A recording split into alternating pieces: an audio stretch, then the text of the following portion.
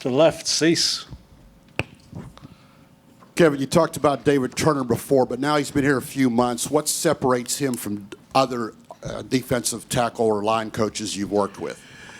You know, I don't know. I think over the course of time, he's got a wealth of experience.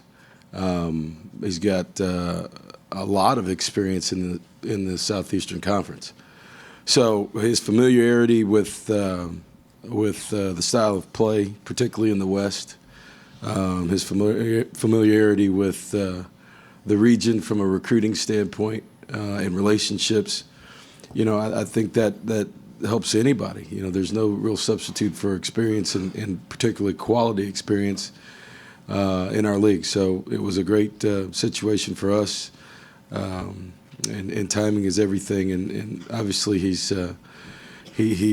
continued to develop the players that had played for us in the past, and then continues to develop the young players and get them better, and a point where we're able to rotate those guys in and out and do some things. I think, you know, as I said earlier in the year, you know, productivity is something that we'd like out of that group, but that's not the maximum. I mean, the way we're playing defense, those guys have got to hold a point. They've got to stay in their gap, and some of the things that you saw a year ago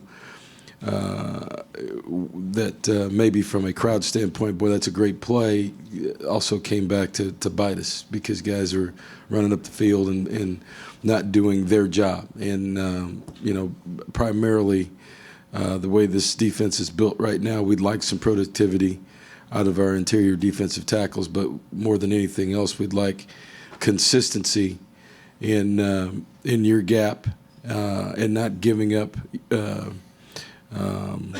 big seams and going sideways and then holding the point at the line of scrimmage or beyond the line of scrimmage, not on our side. And that's been a big emphasis, and that's, you know, that's not easy to do in a game like that, where the idea of playing defense is to make tackles and do some things as you get out of high school. But he's done a great job of creating that discipline and getting guys to buy into doing their job.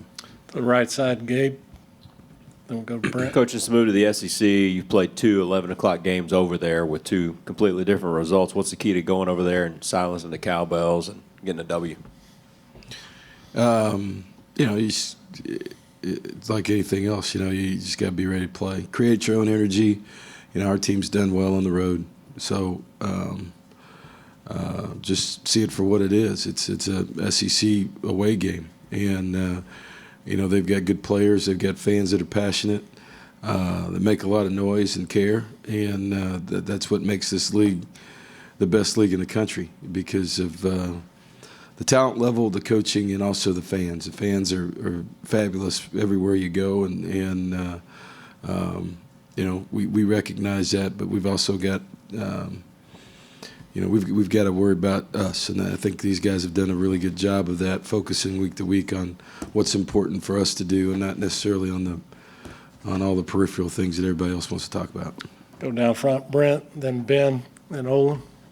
That was along the lines of my question. 21 and 8 away from Kyle Field. Why is it? I don't know the numbers on it and who does it, who does it, and who doesn't. But no walkthrough the day before. Why is that you don't? I just don't do that. I just, you know what, you know,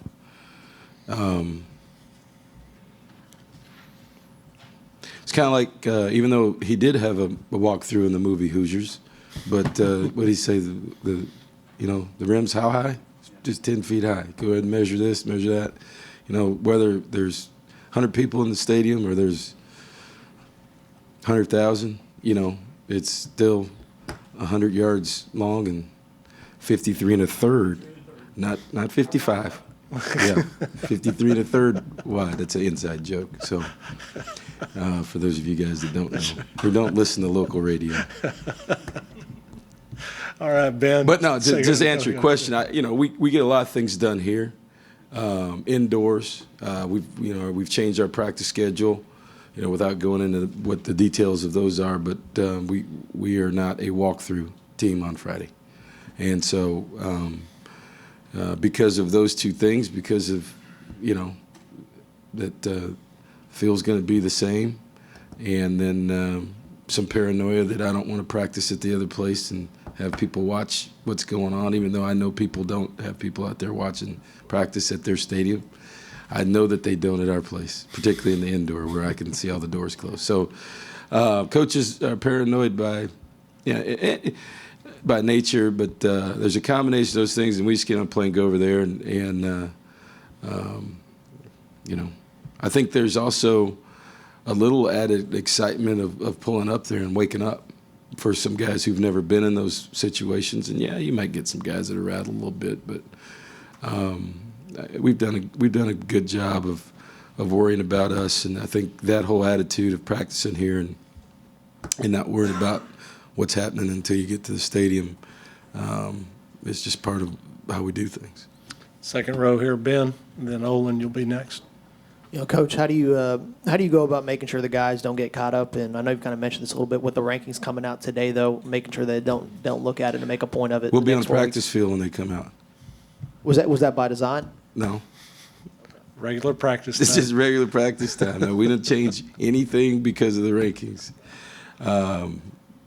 It's like I've said for the last, I don't know what, we've been in the top 10 for, I don't know. Like I've said, if we got nothing to do with it. We got nothing to do with what goes on tonight.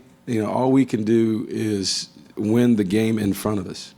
And if you win the game in front of you, it's like I told them yesterday, everybody wants to talk to you about this. Well, if you do this, if you do that, you guys have no control over it, right? So why should we worry about it? Here's what we got to worry about. We got to worry about winning Saturday and going to Starkville and getting a win. And if we do that and keep focused on that every week, there will be something good at the end, something really good.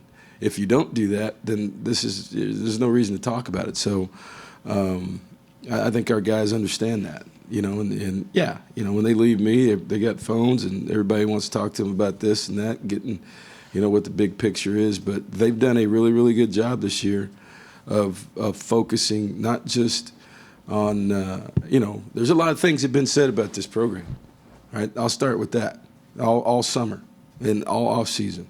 Okay, so if they were listening to everything everybody else said, we wouldn't be in the position we are right now. They've done a great job, and they'll continue to. We'll go to Olin, then to the back, Daryl. Kevin, you've said that you haven't played your best game yet. When you watch the video, I wonder if you could tell us if you got a sense of just how close you are and where you're coming up short. And then also, if I could ask a second one, your thoughts on how well Coda played and Jermaine with that change, and if they played well enough that's something y'all might continue. It's interesting. From an evaluation standpoint, it's hard from the other night because we played so many people, and like a lot of people, we got some guys out, but we had 3 of our better players on defense out of the game, with Miles and with Priest and with Armani. Where they're probably our leading sack guy, one of our better defenders in the back end and blitzers and our best corner so far. So to evaluate, honestly, what's going on there is a little bit difficult. Schematically, I think there's some things that we've continued to improve and tweak on in all 3 phases.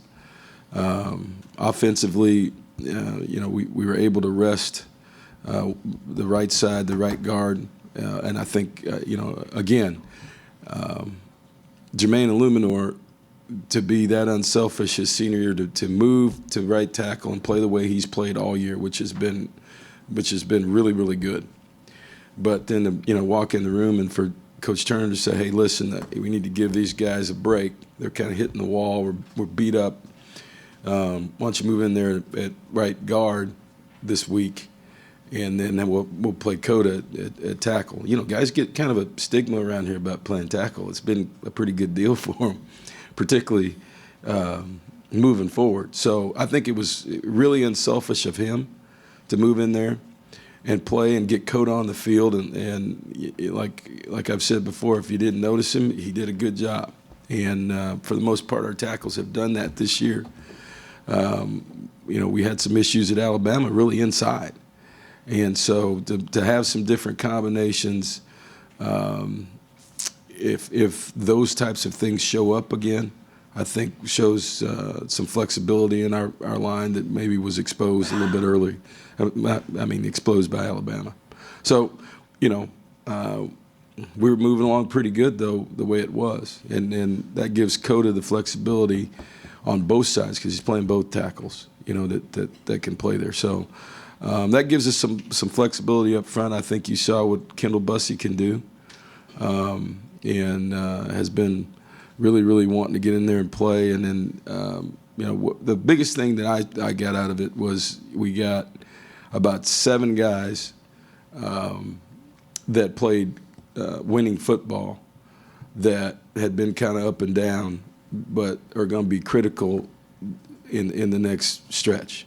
The Larry Pryors of the world who came in and moving Donovan back to safety and him not being as active up front, but being more disciplined. He couldn't have done that last year. He'd have been on every run fake there was, and the ball would have been over his head. The fact that they didn't really get over our heads down the middle of the field says a lot about the way Donovan was playing, and that's not his style. So, the development of guys that are interchangeable pieces are a big deal. We've got to continue to get better offensively at what we're wanting to do, which is run and take our shots. And I thought we operated pretty well on third down early in the game. So we got to continue to get better every week, and I think that's what we've looked at everything. We look at everything Sunday. We get with the players on Monday and talk about the good stuff, but we also talk about things we got to get fixed, and that's what our practice is mostly about. It's about scheme of the other team, but it's mostly about fixing our own issues and not letting them pop up again. Go to the back, Darryl. Coach, could you address the productivity that Nick Fitzgerald brings to that Mississippi State offense? Yeah, I'm not shocked at all. Dan Mullen has done a great job, not a good job, a great job of developing quarterbacks. And whether it was at Utah, it was at Florida. All you got to do is, for you Cowboys fans, there's no mistake that, Dak Prescott's a pretty good player, but he also has the experience based on where he came from that has helped him. And so this guy's no different. This is a big guy now. He's 6'5", 230. The first thing that gets your attention is that, along with anybody in this league. I don't care who you're playing that can throw for 400 and rush for 100 as a quarterback that's that big. You better start preparing for all kinds of stuff because he can spin it, he can put it down and run it. And he's a load when he runs it, it's another one of those deals where you get later in the season and these guys are quarterbacks that are young and experienced are starting to see more and more things, and they're getting better. So, it's like Dan said yesterday. When your quarterback plays well, your team has a chance to win. And he played well last week. They've got, Fred Ross is a guy from Tyler that, what did he catch, 11 balls against us last year? So he's excited, I know, to play the Aggies. They've got weapons and a quarterback that's hot right now. And we've got to go over there and as I said, we've got to, continue to play our style of defense and then and create our energy and then, follow it up with solid special teams and a good offensive performance. Stay on the left side, Suzanne. Yep. If you're ready. I'm multitasking right now. Kevin, getting back to the college football playoff rankings, do you have one guy on your staff who's assigned and covers all the bases on what has to happen? And do you carve out a practice time or a meeting time to alert the guys on, like, the weekly ratings? No. No, none of that? None of that. Okay, cool. We'll go down front, Travis.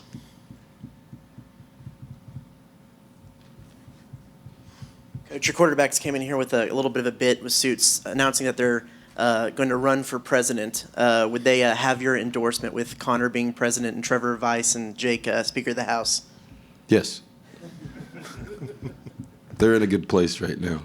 It's always good when all three of them play. I put it that way. So, and the guy who played the least got the loudest applause and cheers. So he's something. But it just tells you where our team is right now. I think, you've got to have some levity. You've got to have, with everything that's going on, particularly at that position, there's a time to be serious and there's a time to respect the game, but there's also a time to enjoy, life and enjoy your teammates. And we talk about here all the time that don't keep your eye on the destination, enjoy the journey, and respect what the journey's all about, and the destination will take care of itself, and that's where we are right now.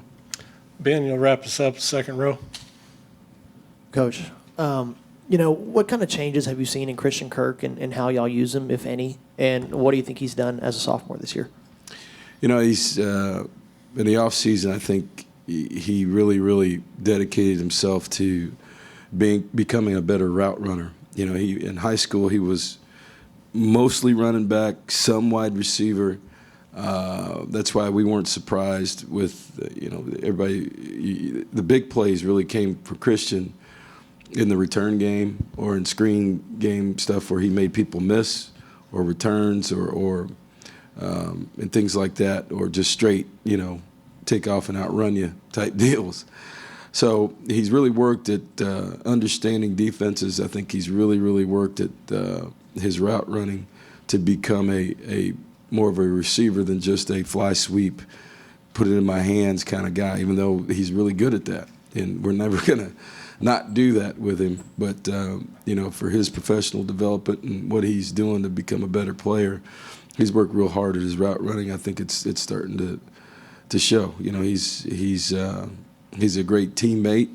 He's a great guy off the field that does all the things to take care of himself, to prepare physically and mentally, like a professional player. And then besides that, he's also a really good guy and is always around with the young guys and in recruiting and, wanting to get other really good players here to play with. So, he's another guy in this team right now that's in a good place, that wants to be better than he is, but also has the ability to bring other people along with him. All right, Coach.